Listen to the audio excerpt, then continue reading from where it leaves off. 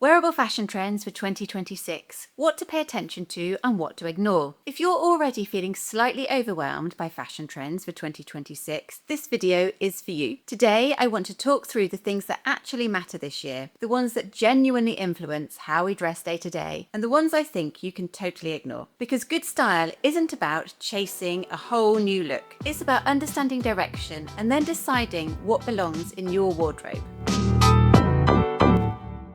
I've worked in fashion for over 20 years and every January the same thing happens. We're told everything has changed, new shapes, new colours, new rules. But in reality, the most wearable trends are rarely about dramatic reinvention. They're about subtle shifts in proportion, tone and texture. At 11 Loves, we're a sustainable brand, so we rarely design around trends and never around micro trends. But that doesn't mean ignoring fashion altogether. There's something joyful in newness. And there's something magical about getting excited about refreshing how we show up in the world. The key is knowing how to engage with trends without ending up with a wardrobe that feels disjointed or just doesn't feel like you. So the mood for 2026. The biggest shift I'm seeing for 2026 is that fashion feels calmer. There's less rigidity, less restriction, and more emphasis on pieces that feel comfortable and that have movement and ease. So the good news is that things feel wearable again. But what does that actually mean? Shape and silhouette, so wide legs continue, but they're softer this year, more fluid,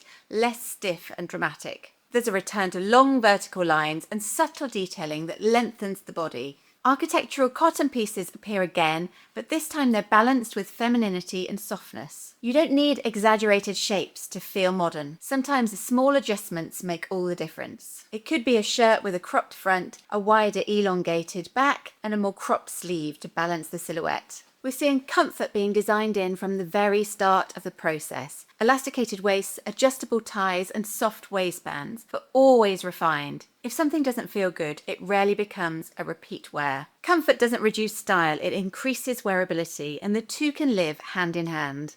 So what about colour for 2026? So the good news is that neutrals remain strong. Biscuits, taupes, chocolates, navies, greys, ecrues. What makes them fresh and modern is tone or dressing, so head to toe colour. Alongside this, soft pastels and small intentional pops of colour such as cobalt and orange are strong this year. Build your wardrobes around neutrals, then introduce those pops of colour carefully. Looking now at print and texture, so print continues but feels softer and more refined. Leopard and animal prints remain strong, but there are more painterly prints and abstract techniques. Fashion in 2026 feels calm, wearable and thoughtful. The key to feeling modern and current is building a perfect foundation wardrobe. There is more about that in a future video. Looking at what those trends are and shifting slightly is not about reinventing your wardrobe. It's just about those small shifts. But most importantly, it's about focusing on those pieces that really feel like you, that fully reflect your style personality. We have more on wardrobe foundations and style personalities in future videos.